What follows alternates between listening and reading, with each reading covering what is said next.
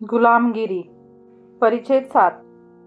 लेकिन उन दास कुंबियों औरतों को हमेशा ही खेती का काम नहीं मिल पाता था।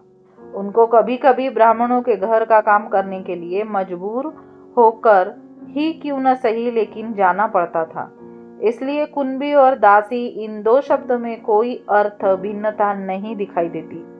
उक्त प्रकार के बुनियादी आधार के अनुसार बाद में सभी ब्राह्मण दिन ब दिन मस्ती में आकर शूद्रों को इतना नीच मानने लगे कि उसके संबंध में यदि सारी हकीकत लिखी जाए तो उसका अलग से ग्रंथ हो जाएगा। इस तरह की कुछ बातें आज भी समाज में प्रचलित है। ग्रंथ विस्तार के डर के उन बातों की चर्चा यहाँ मैं संक्षेप में ही कर रहा हूँ। उसी प्रकार आजकल के ब्राह्मण भी, चाहे वे झाड़ू लगाने वाले मातंग महारों की तरह अनपढ़ ही क्यों न हो, भूखे मरने लगे। इसलिए जो नहीं करना चाहिए वह नीच कर्म करने पर आमदा हुए हैं। वे लोग पाप पुण्य की कल्पना किसी भी प्रकार का विधि निषेध नहीं रखते थे। अज्ञानी शूद्रों को अपने जाल में फंसाने के लिए हर तरह की तरकीबें खोजते रहते हैं। अंत में जब उनका बस न चलता है तब वे शूद्रों के दरवाजे दरवाजे पर धर्म के नाम पर भीख मांगकर जैसे तैसे अपना पेट पालते हैं। लेकिन शूद्रों के घर के नौकर सेवक बनकर उनके खेत के जानवरों की देखभाल करने के लिए राजी नहीं होंगे। जानवरों के कोठे में पड़े गोबर को उठाने के लिए, कोठे की साफ सफाई करने के लिए, गोबर की टोकरी सिर पर उठाने के लिए तैयार नहीं होंगे। गोबर की टोकरी उठाकर गड्ढे में डालने के लिए तैयार नहीं होंगे। वे लोग किसान के खेत में हल जोतने के लिए, मोट को जोत कर खेतों को, फल सब्जियों के बागों को पानी देने के लिए तैयार नहीं होंगे।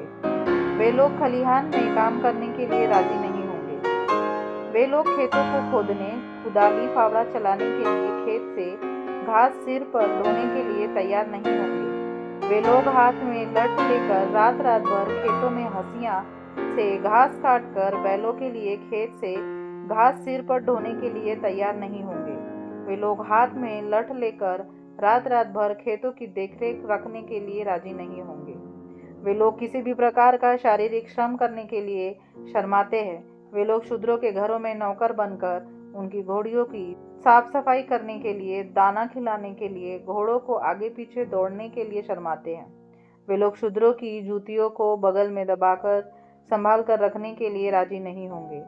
वे लोग शूद्रों से घरों की साफ सफाई करने के लिए, उनके घर से जूठे बर्तनों की साफ सफाई करने के लिए, उनके घर की लालटेन साफ करके जलाने के लिए तैयार नहीं होंगे। वे शूद्रों के घर पर लिपापोती का काम करने के लिए तैयार नहीं होंगे।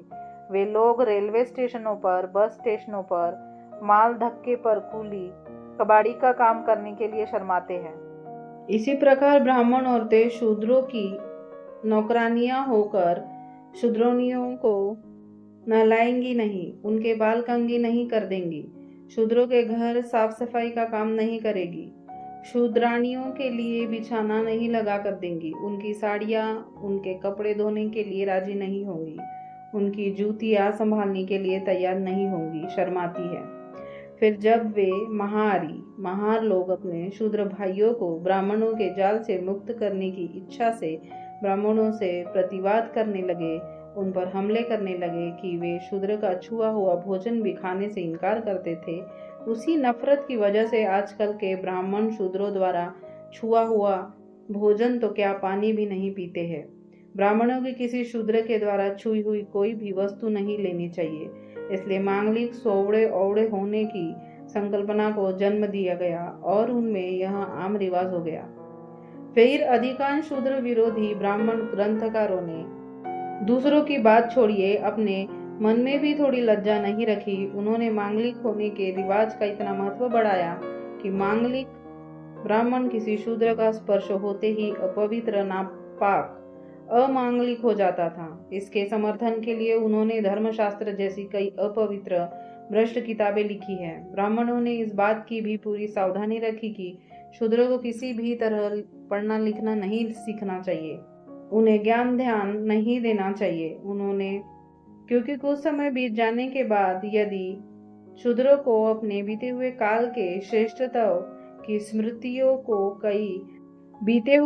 के श्रेष्ठतम की स्मृतियां हो गई तब वे कभी न कभी उनकी छाती नोचने के लिए कोई भी कसर बाकी नहीं रखेंगे, उनके खिलाफ बगावत विद्रोह करेंगे। इसलिए उन्होंने शूद्रों को पढ़ने लिखने से, ज्ञान ध्यान की बातों से दूर रखने के पूरा षड्यंत्र रचा था।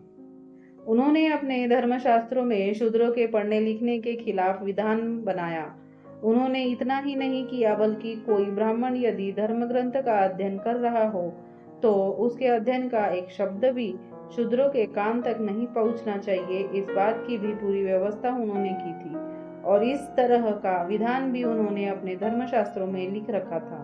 इस बात के कई प्रमाण मनुस्मृति में मौजूद है। इसी आधार पर आजकल के मांगलिक ब्राह्मण भी उसी तरह की अपवित्र भ्रष्ट किताबों को शूद्रों के सामने नहीं पढ़ते। लेकिन अब समय में कुछ परिवर्तन आ गया है। अब जबकि ईसाई समझी जाने वाली अंग्रेज सरकार की धाक से शिक्षा विभाग के पेटू ब्राह्मणों को अपने मुंह से यह कहने की हिम्मत ही नहीं होगी कि वे शूद्रों को पढ़ना लिखना नहीं सिखाएंगे, फिर भी वे लोग अपने पूर्वजों का लुच्चापन, हरामखोरी लोगों के सामने रखने की हिम्मत नहीं दिखाएंगे। उनमें आज भी यह हिम्मत नहीं है कि शूद्रों को सही समझ दे कर अपने पूर्वजों की गलतियों को स्वीकार करें और वास्तविक महत्व न बताए।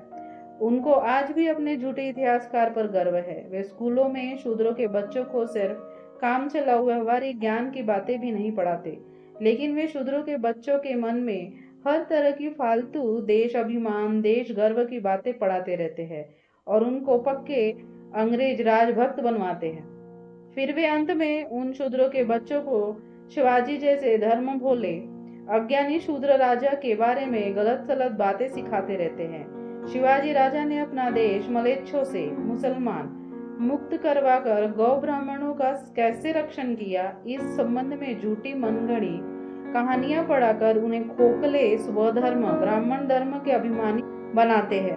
ब्राह्मणों के इसी षड्यंत्र की वजह से शूद्र समाज की शक्ति के अनुसार जोखिम के काम करने लायक विद्वान नहीं बन पाते। इसका परिणाम यह होता है कि सभी सरकारी विभागों में ब्राह्मण कर्मचारी अधिकारियों की ही भीड़ समा जाती है। सभी सरकारी सेवाओं का लाभ इन्हीं ब्राह्मणों को मिल जाता है और शूद्र समाज के लोग इन सरकारी नौकरियों में, सरकारी सेवाओं में न आ पाए, इसलिए इतनी सफाई से, चतुराई से जुल्म जातिया करते हैं कि यदि इस संबंध में पूरी हकीकत लिखी जाए तो कलकत्ते में नील की खेती के बागानों में काम करने वाले मजदूरों पर अंग्रेज लोग जो जुल्म करते हैं वह 1000 में एक अद्धाना भी नहीं भर पाएगा। अंग्रेजी राज में भी चारों ओर ब्राह्मणों के हाथ में नाम मात्र के लिए टोपी वाले सत्ता होने की वजह से वे अज्ञानी और शूद्र रैयत को ही नहीं बल्कि सरकार को भी नुकसान पहुंचाते हैं और वे लोग आगे सरकार को नुकसान नहीं पहुंचाएंगे, इसके बारे में निश्चित रूप से भी नहीं कहा जा सकता। ब्राह्मणों के इस व्यवहार के बारे में सरकार को भी जानकारी है, फिर भी अंग्रेज सरकार अंधे का स्वांग लेकर केवल ब्राह्मण अधिकारी कर्मचारियों के कंधे पर अपना हाथ रखकर उनकी नीति से चल रही है। लेकिन अंग्रेज सरकार को ब्राह्मणों को इसी नीति से गंभीर खतरा पैदा होने की संभावना है। इस बात को कोई नकार नहीं सकता। तात्पर्य यह कि ब्रह्मा ने यहाँ के मूल क्षेत्रवासियों को अपना गुलाम बना लेने के बाद इतनी मस्ती में चढ़ गया था कि उपहास करने की दृष्टि से महाआर्यों का नाम प्रजापति रख दिया।